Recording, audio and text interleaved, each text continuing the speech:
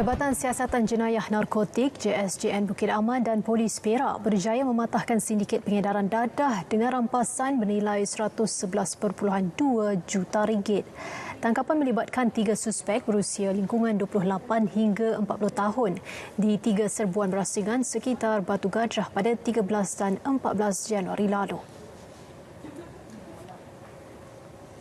Pengarah Jabatan Siasatan Jenayah Narkotik Bukit Aman, Datuk Ayub Hanmaidin PC berkata, sindiket yang mula aktif sejak pertengahan tahun lalu menggunakan permis di kawasan perindustrian Pusing sebagai makmal untuk memproses dadah. Hasil serbuan berjaya merampas dadah ketamin seberat 2 tan untuk bekalan kepada 6.7 juta penagih dan penyita pelbagai peralatan pemproses. Dan saringan awal pihak yang dijalankan oleh pihak polis, 3 suspek tersebut mendapati 2 suspek positif dadah jenis ketamin dan benzo. Semakan rekod jenayah, mendapati 2 suspek punya rekod lampau pelbagai kesalahan jenayah dan juga dadah. Ini adalah rampasan terbesar kedua makmal memproses ketamin. Yang pertama yang kita dapat bongkarkan adalah di Johor pada awal tahun lepas dan ini adalah yang kedua.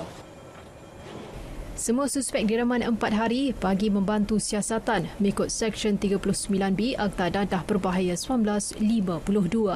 Pihaknya turut mengesan 3 lagi suspek dipercayai ahli sindiket tersebut.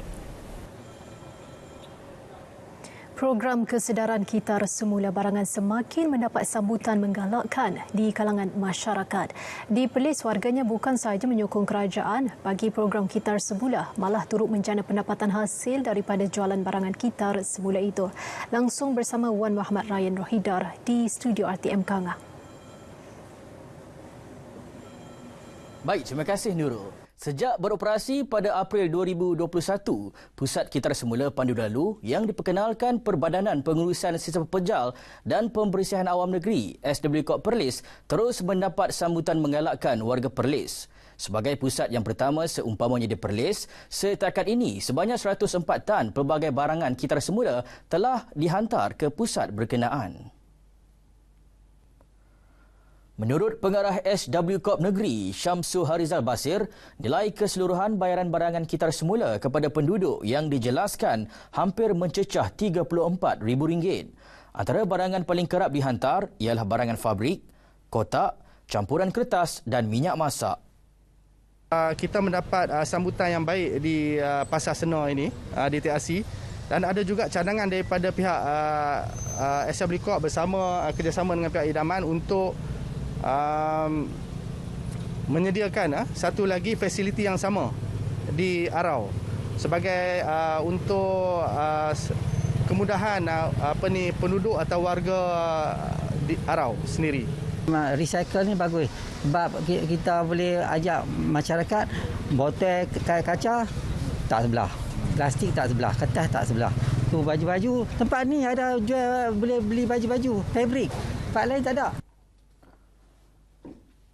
Berdasarkan jumlah barang kitar semula dan sambutan baik masyarakat, usaha berterusan akan digerakkan SW Corp untuk terus meningkatkan kesedaran program kitar semula. Dalam usaha mendidik orang ramai untuk menjaga dan mencintai alam sekitar, Pejabat Perdagangan Dalam Negeri dan Hal Ehwal Pengguna Perlis terus melipat gandakan program penjagaan alam sekitar.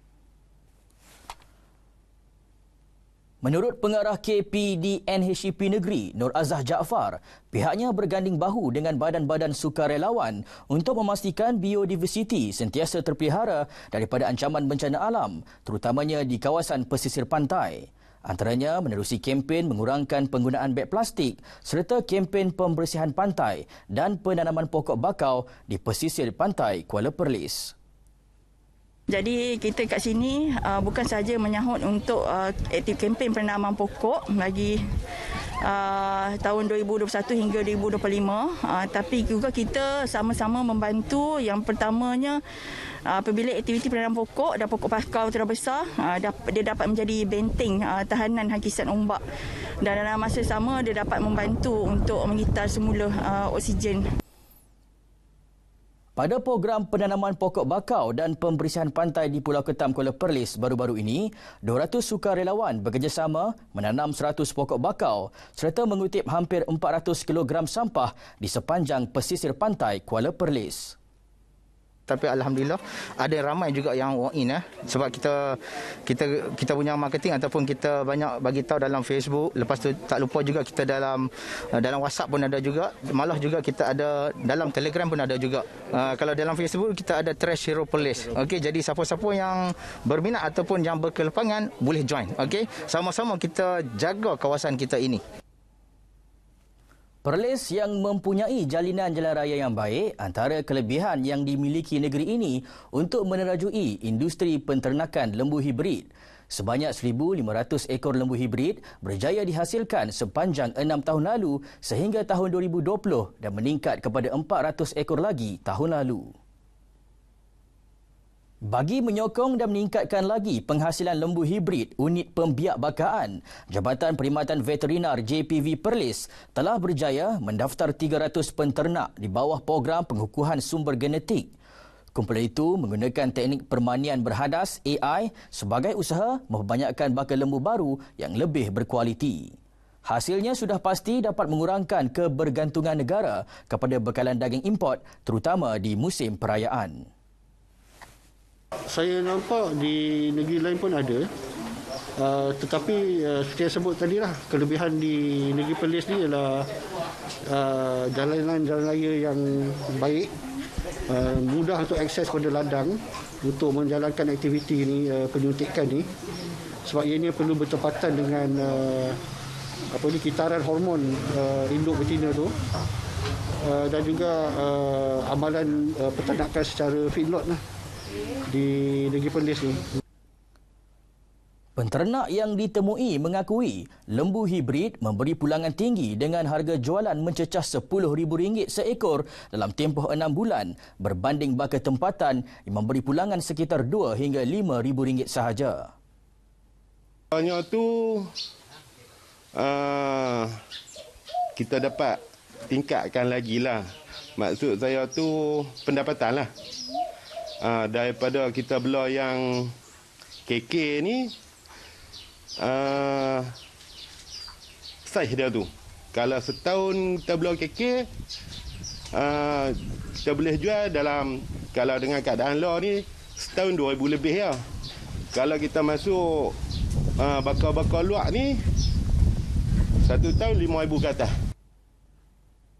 JPV juga akan membangunkan sebuah pusat gedung ternakan Perlis bagi meningkatkan lagi produktiviti penghasilan lembu hibrid. Sekian paparan berita dari Perlis hari ini.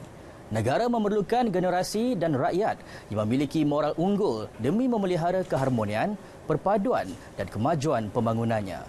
Kembali ke Angkasa Puri. Terima kasih, Ryan.